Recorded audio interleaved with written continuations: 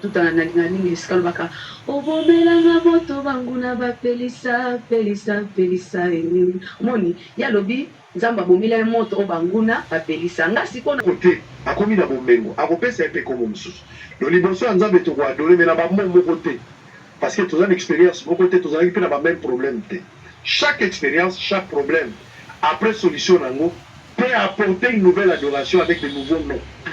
C'est ma live, tout ça, la live à prière, tout ce qui était. Oui, à neige, oui, à bébé, oui, à neige. Oui, à bataille, nanga. Oui, les arabes, le ah, ouais, bataille, nanga. Oui, le kuta. Oui, à solo. Bon, papa sango na mokili yango kando utolo ba réseaux sociaux oya osa moi ko contournant ezate je sais que ça peut-être na ba qui dimanche beaucoup de pardon problème ezaka marche amen George amona nzambe ne pardon réparation mais George amona nzambe pour réparer papa il faut regretter sans regretter pour réparer pour regretter faut saint esprit convaincre bana nzambe kaka nde bazana Joshua. Que Dieu te bénisse, ma soeur. Amen. Mais non, sur le nom, on a évité aux gens normal, aux gens aux autres ça, je ne sais pas. Parce que j'avais appris, semble-t-il, ne maintenez pas rigueur. Hein. Bah, interpréter, Tazaki dirait comment on le moi ça, mon touboué. Je sais comment les Congolais réfléchissent. Mais à mon début, on a on va le banda à négocier la bataille DGM, battu la carte à Moutouka, parti à l'aéroport, la mission à tous. On voit qu'il retourne. Retour, on est où t'as wapi. Retour wane uwezo prophétie ane masikatenda na pesi mbote pe place azali abeta modi ya prophétie makama melinga. Vous êtes resté incrédule vis-à-vis de cette prophétie là. Qu'est-ce qui s'est passé avec Néma Sikatenda? Merci beaucoup papa Sango, je salue le prophète Néma Sikatenda. Totikala ko we le côté yango nazo beta c'était papa ba partir ko kata oyo sur le réseau. Et un message. Natikala ko boudé en côté. D'ailleurs, on a participé à Kiltuana Tina Souka. Et ça l'a fait que nakati tant basi so pesanga prophétie nakati Kiltina Kei non.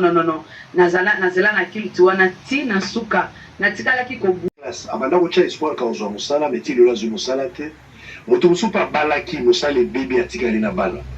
Moi si mon père azala comment la minute azo kalibonde na se malade tamu susu bacheli téléphone tamu susu bacheli ka radio ezala pe na moto moko azalia wa cancer eseli nzoto ezala moto moko azolanda biso bana bazo sila ye na maboko asimba inane melengna ye biso que chaque chose a sa fin suka ya ba fausse couche wana ezalaka suka ya stérilité ezalaka suka ya sogne ezalaka suka bien aimé ya likamu soki omoni nzambe se asali epa ya voisin na yo epa ya ndeko moko seke epa na yo pe bien aimé makolo na eza na nzela soki lelo papa sango azo témoigner azoloba nzamba lokota na se oh allo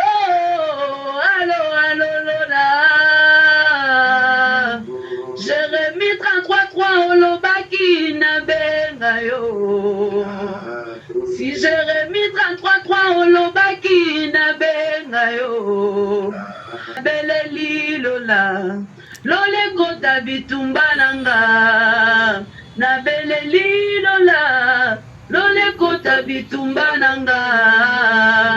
Alolola, alolola, alolola, alolola. Yesuzenga mambwe. Les femmes sont arrivées devant la tombe de Jésus. Elles se posèrent la question, qui nous roulera donc cette pierre? La Bible dit dans Matthieu 28, un ange venant du ciel roula la pierre et s'assit dessus. Bien aimé, sur l'autel à gauche, l'autel à droite, fait appel au ciel, car il y a une délégation, bien aimé, il y a puissance en Nzambe o atindaka pour nous décanter la situation. Na Sambeli 2025, que tu sois en train d'expérimenter la bonne main de Dieu qui éclaire le chemin. Et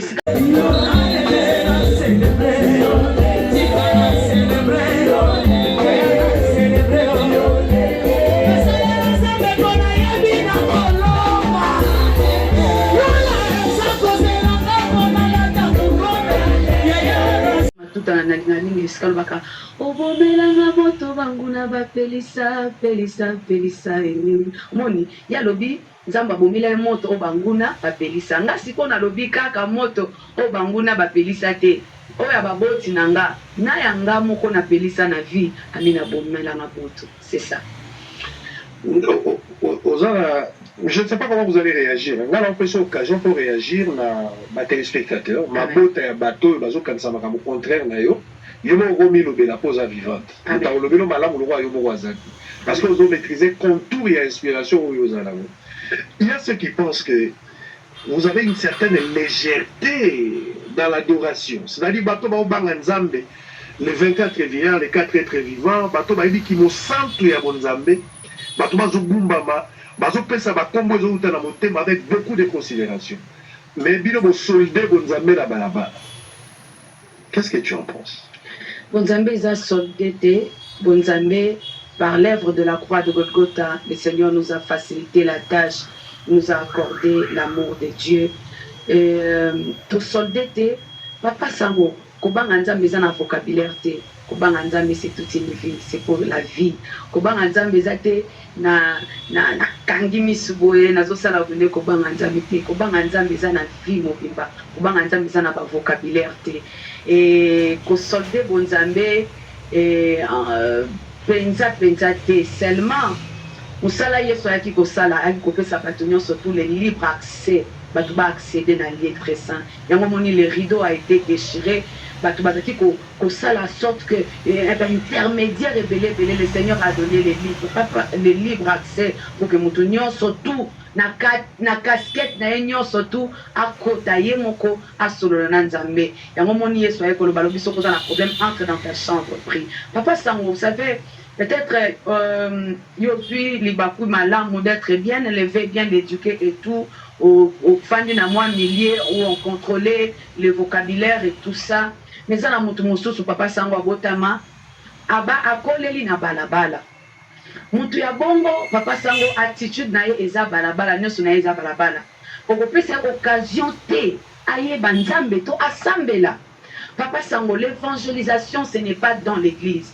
l'évangélisation c'est pour ceux qui sont en dehors komemela bango sango malamu koyebisa bango boye que Yesu apesi attitude te apesi tenue te apesi accoutrement te apesi ndenge forme te ya mutu avant osambela ozwa forme wana yango problème Yesu azaki nango na ba docteur lorsque Yesu azaki côté azaki côté na voix makasi alors que dans la liturgie c'était il fallait parler un peu doucement il faut aller problème Yesu azalaki nango na mokili oyo na ba docteur problème yango yango Yesu azaki pesa accès na mutu nyonso pour accéder même moi ça kotanga makila qui était considéré comme impur apousa na pembeni na ye asimba ye mais selon la loi ce n'était pas ça au fait la femme Tamar a comme le message ezo simba na couche nous dans la maison de Dieu to beti bango kara femme Tamar alingalo na mutu azana kati ya prison wana soko sambeli yo mutu za mutu mabena ba faute nyonso to il est possible que nzamba bomelo ba moto la vie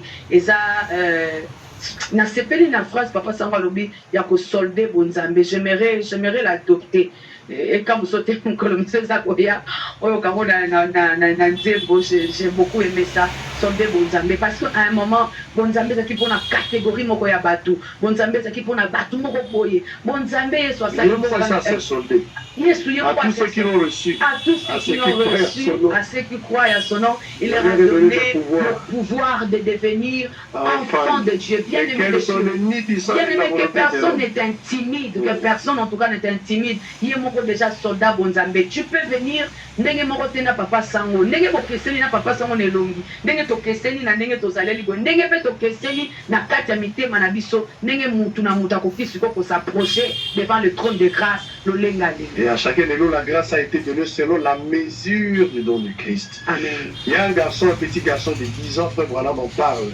Un jour ce petit garçon est allé prier dans une église. Les garçons étaient orphelins de père et de mère. Avant la grande église, bâtir prière, bâtir soiseau bon de la base, vraiment l'atmosphère.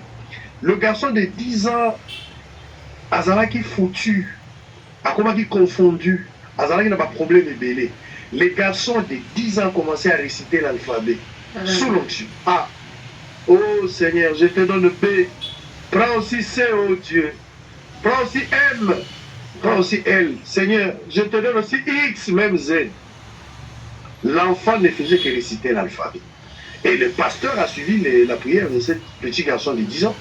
La souka prière, le pasteur a posé la question. Prière, déjà ça béninois. alingi alakisa mwana wana ndenge ya kosambela mwana wana fo baencadre de codime po azoconfondre classe na alphabet nde mwana alobi na pasteur non je suis orphelin de père et de mère. Il arrive des fois que les soucis rongent mon cœur. Je me sens abandonné. Des fois, on a besoin de faire un lamba. Depuis ma boti bakena, na zobosa na kifala pesanga mbongo. So na sengi mbongo na zobosa na mayele na classe. So na sengi mayele na zobosa na santé. So na sengi santé na zobosa na basapato. Na za tellement na ba besoin ebele. Si je me mets à prier, attends na commis na papier na zobosa na mususu. Mais ma mère me disait que Dieu sonde le cœur et il connaît même les besoins qui n'est pas expliqués. Amen. C'est ainsi qu'il a préféré la paix sans alphabet. Il y a une phrase qui va associer à mon thème. À un certain moment, mais tous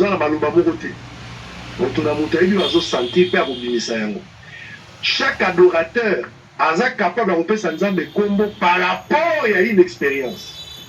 Parce que David a ça avec lui. Quand on va traverser, il va faire si combo. Abraham a fait si combo. Chaque expérience amène un nom à Dieu nouveau. Amen. Nous devons faire un combo na Yesu. Nous devons botiter. Tant que vous avez bana, alors la combo au pesa nzambe par rapport à mtoa bando luka musala ju musala. Ba au pesa nzambe combo mogote. Oya zu mwana sika après 8 à 10 ans, ako benga nzambe ba kumba ni balena wa babaka ni baje. Nzamba ba o ba boti na ba o ba boti. Bongo siku azalaki na eloko te akomi na bomengo akopesa epe komo mosusu lo liboso ya nzambe tokoadore me na bamo moko te parce que toza na expérience moko te tozalaki mpe na bameme problème te. Chaque expérience, chaque problème après solution nango peut apporter une nouvelle adoration avec de nouveaux noms et choquer au pour toza na expérience moko te. Allez, nous sommes en direct, messieurs et dames, fidèles téléspectateurs. La femme Tawar, on va prendre deuxième position ou deuxième partie de l'émission. Ça fait un temps aussi que les réseaux sociaux. Je suis très content. Vous êtes sur les réseaux sociaux. Non, non, c'est dans les réseaux sociaux. Bah sérieux, vous avez dans les réseaux sociaux. Quand vous avez dans les réseaux sociaux. On show est là sur la TikTok. Peut-être mes colos pour la répétition, mais il y a pas répétition. Mais au tiki, la live, on a ça là, papa. Et qui t'y m'a moqué. Tout ça là, la live. La live qui t'y m'a moqué. Qui t'y m'a moqué. Hein? Qui t'y m'a moqué. La live, on a montré la photo de la neige. Ouais, bah bébé, on a sorti. C'est la live, tout ça là, la live à prière, tout ce qui était. Ouais, la neige. Ouais, bébé, ouais, neige. Ah. Ouais, la bataille, nanga. Ouais, les arabes au couteau. Ah, ouais, ouais, bataille, nanga. Ouais, au couteau. Ouais, absolument. Bon, papa sango na mokili yango kando utolo ba réseaux sociaux oya au lobby 45 minutes bakati 1 minute kobo yango eza compliqué. Mais taille ezaki yo. Taille c'est-à-dire na voilà ki vidéo moko zo ba taille. On a la coste moko. Ouais ezaki yo. Eh Seigneur. Baba bagi yo. Nalataki la coste. Na la mingi. Na la coste c'est papa. Mais na papa là, papa, je pense que là, il a bleu, la poste de à pembe, quelque chose. Intelligence artificielle. Mais ce qui est vrai, je me rappelle dans une conférence, Nazaki Mapoto et tout, où j'ai parlé en passant, j'ai nouvelle qui est bataille, mais Nandengo peut, la quitter, tout ça. Moi, quand on tourne en je sais que ça peut-être n'a pas tout et Shokaki Bango. Beaucoup de pardon. Le problème est que, comme je disais, vidéo il y a 15 minutes, neti papa sango zolo bayajina se wani zangate na malubawana ezaki na kati ya église ya papa Charles Bameko dans l'église. J'étais en robe et tout ça, c'était dans la prestation de Nagi Koloba Makamuna Loba qui concernant la taille pendant que j'étais en train de glorifier la femme et tout ça. Mais malheureusement, ça m'a tourné. Et juste pourquoi? Parce que Batouba Kataki, la petite partie et tout ça. Mais heureusement, le Seigneur est vivant. Il est en train de convaincre les cœurs. C'est que j'aime, c'est les pardons. Oui, papa, les pardons. Pourquoi? Mon 60 ans à Kolanda, 45 minutes, voilà, nous sommes tous les gens. Mon souci, c'est qu'on a eu. Atika Likaka. Comme on a image, oh papa Samozoloba, il y a la Lacoste en jean et tout ça. Non, là, c'est même pas moi. Mon souci, c'est qu'on a image. Il attend parler de la femme Tama. Attends, et l'homme du coup, tout et l'homme à Monate, à Ebate, tout ça. C'était beaucoup de choses. Mais Mais beaucoup de pardon, on a peu plein de mais je sais que vous étiez choqués. Et tout ça, nous sommes en train de vivre sur le réseau. Des fois, des choses sont très compliquées. Makambozo à la présenter, mais laisse que le pardon de Dieu et notre pardon et comme l'amitié maladie. Très bien, femme Tama, moi pardon. Oui, que Jida Salak m'avait Pierre pas Salak. Ce n'était pas le problème. Le problème après Koukouya, l'attitude. Jida Koui a trouvé normal. Pierre a Koui a Koukita le dans Kendewapi. Bissonio se trouve trébuchons d'une manière ou d'une autre. Mais après avoir tombé ou après avoir trébuché, Namaloba Libakou, quelle est notre attitude? C'est de corriger et de continuer la marche. Amen. J'ose à moi l'ensemble de pardon. Pardon, réparation, mais j'ose à moi l'ensemble. Pour réparer papa, il faut regretter. Si on regrette, on réparer. On peut regretter, il faut Saint-Esprit convaincre. Que Dieu te bénisse, ma soeur. Amen. Allez, on va prendre tout le toilette, j'avais tout le concert. Mais il plus souvent dans le concert pour terminer parce que le concert, dès on a béni la queue. Merci. Batu Belé, Balobang Maraboliko, on fait sur 2 dossiers, on a éclairé opinion. Je serai trop direct. Ok. Mais non, sur le langue, on a évité aux gens normal, aux gens Obéla, aux autres Obaki, ça, je ne sais pas. Parce que j'avais appris, semble-t-il, ne maintenez pas rigueur. Hein. Bah, tu vas interpréter, Tazaki dirait comment on le moi, ça, mon tout. Je sais comment les Congolais réfléchissent. Mais à mon niveau, on a dit que tout le monde a un Babita Mouti Poto, Obélaki. Au commis l'aéroport, aux Aïe Liboma. Là, on va m'allouer à Batou. Même pour Bima normal, pour Bima ité. On va le Libanda à négocier la bataille DGM, Batio, la Katia Moutou, à partir de l'aéroport, la mission de la porte tous. On voit qu'il retour. Retour, on est outi wapi. Retour, on est outi. La prophétie. Bible et l'oubli, tu maîtriser prophétie, tu es examiné. Il y a une prophétie à Neema Sikatenda. La PCM te fait place à ça. À Beta Ombo de la prophétie, Makamamelinga. Vous êtes resté incrédule vis-à-vis de cette prophétie-là. Oya yoba croire. Oya baninga si Dieu parle d'une manière tantôt d'une autre. Aux autres à la tête, aux autres à l'incrédule vis-à-vis à ma serviteur ou ma servante, comme conséquence, au Béla Liboma, aux Agui na Bakisi, au Boumagi période, parce que Zagui Pena Makambo, au Katabilamba. Donc, grâce à ya papa, au Bano Zalagi choqué à Bixon aéroport, ma témoin Bazali, maman, on le Banagotanga bateau, Balbaï Maboua. Est-ce que vous avez normal, pour moi, jusque-là, la moni bendiste, mais même c'est périodique. Est-ce que vous avez normal? Les Boumagi Bandagika, Zamba Bikisi, aux Ubakisi, qu'est-ce qui s'est passé avec Neema Sikatenda? Merci beaucoup, Papa Sango. Je salue le prophète Neema Sikatenda. Donc, c'est là qu'on est de l'autre côté. Il y a un peu de papa va partir à Kokata Oyo sur le réseau. Et n'invite ici, il faut relater l'histoire. Allez, en 2-3 minutes. En 2-3 minutes. Je crois que c'est dans un programme le 15 octobre, quelque chose. Na bossa ni penza date précision na loi. Alors salle où il fallait qu'il n'habite et ça salle où l'homme de Dieu azala qui na activité na kati. Quand on a yé nabi ah non na tourni balobité activité za na kati nabi oh je profite d'ailleurs d'entrer na participer na culte. Après le culte je vais passer les messages. Na tikala ko boudé en côté. D'ailleurs na participé na culte wana tina suka. Et ça là fait que na kati tant basi so pesa na prophétie na kati culte na kei non nazala na culte wana tina suka na tikala ki ko boudé prophétie te nazwa ki maboko nanga nazaki ya kokanga nazoka prophétie na bouda te et loko na éviter batu ba mona ki sur le toile et tout et loko kaka peut-être na boya qui zalaki imposition de main. Pourquoi na boya qui imposition de main?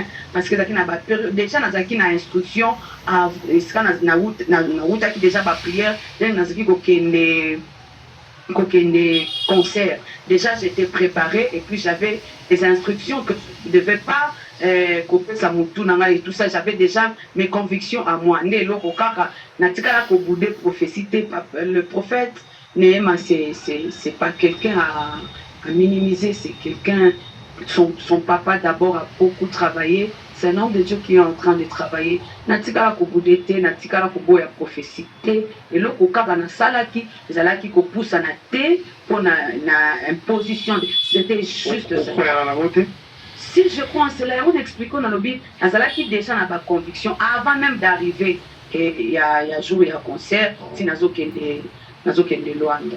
Donc c'est un homme de Dieu que je respecte et je salue. D'ailleurs, je même son nom. Mais vous avez dit que la conduite, il fallait imposer. Bon. Parce que quand Dieu donne une prophétie, autant il m'a la prophète Élisée, c'est la Bible. Attends, pour avoir 6 fois aussi maté. Pour mon une vision, il a parlé de 7 fois. Et sa conduite, il y a mon temps à mon vision. Au moins, on va Paul. Paul a été là d'avance. Nzamba beti Paul malobi pe lisusu na bon papa sango bon lisolo ya oyo ya likambo kaka na Luanda nazobandela le prophète Néhéma, c'est un homme de Dieu que je respecte beaucoup. Sauf que nazaki ko respecter te nangaki na kota na église te nangaki na zela libanda to na zeli jour mo elandi. C'est quelqu'un on a respectaka appel na ye yango etindaki même ke na kota na église. Problème peut-être zalaki koboya koleka na cher koboya peut-être koleka liboso ya cher mais tant bamatisaki nga na estrade na pembeni natelemaki pembeni atuni ngai mpe oye kosala nini nalobi naza femme Tamar naza na concert awa nayaki na annoncer bandeko nanga. C'est ce que j'avais dit na micro ya prophète Néhéma. Obela liboma nayebi te liboma par la grâce de Dieu, tout ça, dans un jardin botanique tout le mois. Sur moi, on a raté, na nebandé bandi, et ça une fois. Tout à Koya, par mes convictions, j'étais en prière. J'étais en prière, le prophète était parti. Le 15, je crois, février, Tilelo, dans la montagne, et c'est moi qui est en train de prêcher pendant la montagne. C'est quoi le projet? Ils ont un rassemblement à prière? La prière. Ils ont église? Ils ont église. Ils ont un rassemblement à prière. Il y a des catholiques, il y a des musulmans. Écuménique. Ils ont écuménisme. En tout cas, il y a un écuménisme, mais c'est accès à la Nzambe Nyonso. Ayana Yasambela. Il y a des pasteurs là-bas. Non. Pasteurs Nzambe, ils viennent nous soutenir.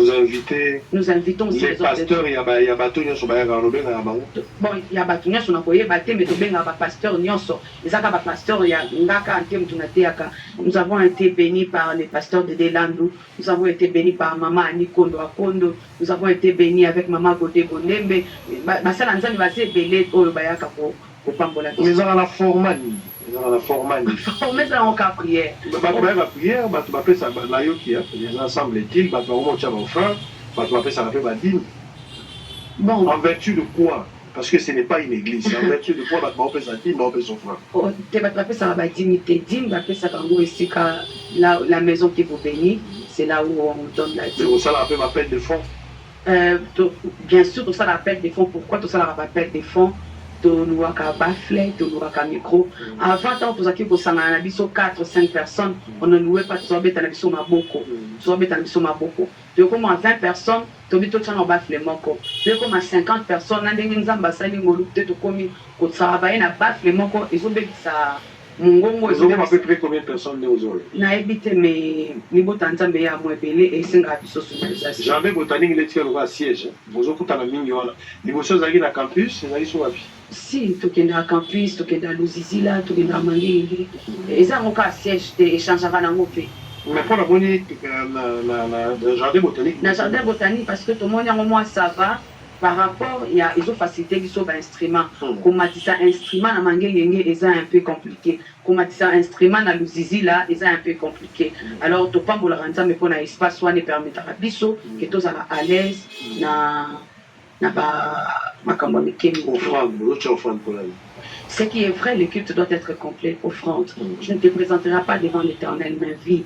C'est la loi de la dîme. Alors, voilà. Mais ça, tu offrandes, dîme aux hommes, la dîme est donnée. Papa, ça va. Toi, vas-y considérer aux hommes pour la banque. Nazali pamboli pour la banque. Et si Nazara pasteur. Nazali pamboli pour la banque. Et ça, je me rappelle, j'étais en train de. Nazaki Nakatia Wendy. Ma maman, quoi, Belélinga, femme Tamar, Nathalie. Alors, maman, est-ce que vous pouvez venir?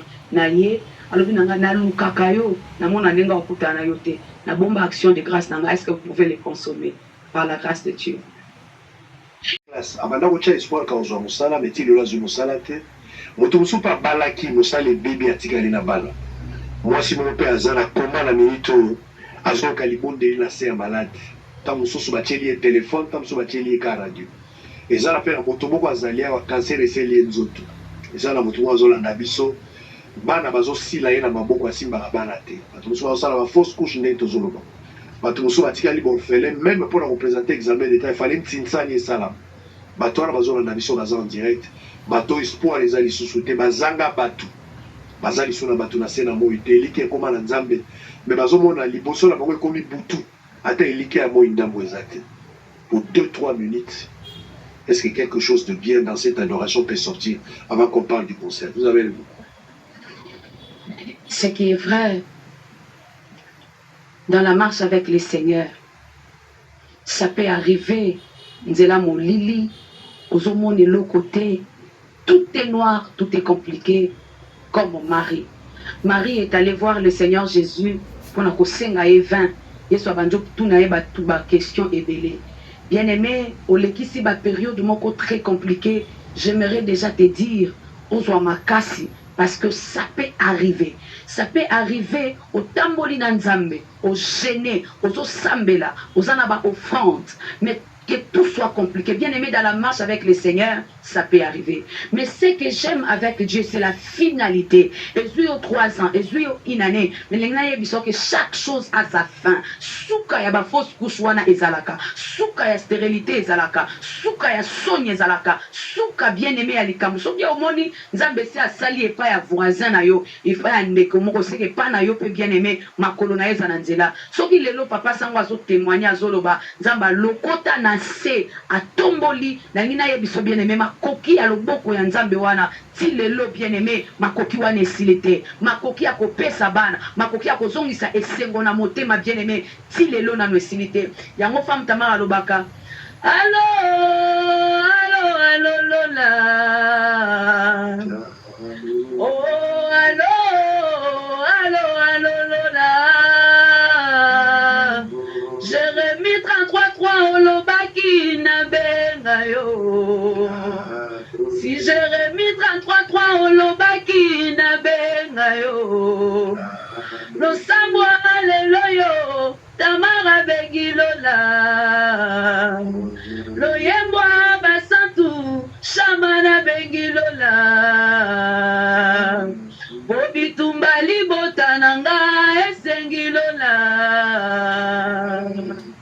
jaraba komba nanga esengi lola na beleli lola lolekota bitumba nanga na beleli lola lolekota bitumba nanga alolola alolola alolola alolola alo yesue alo yesue alolola alo oh alolola alo oh alolola alo nabenga yesu alo nabenga yesue otika na belela lola otika na luka masia bitumbo yonga na kokokate ozela na benga ya yananga bitumbo eleki makasie ozela na benga shamananga yesu zenga mambwe les femmes sont arrivées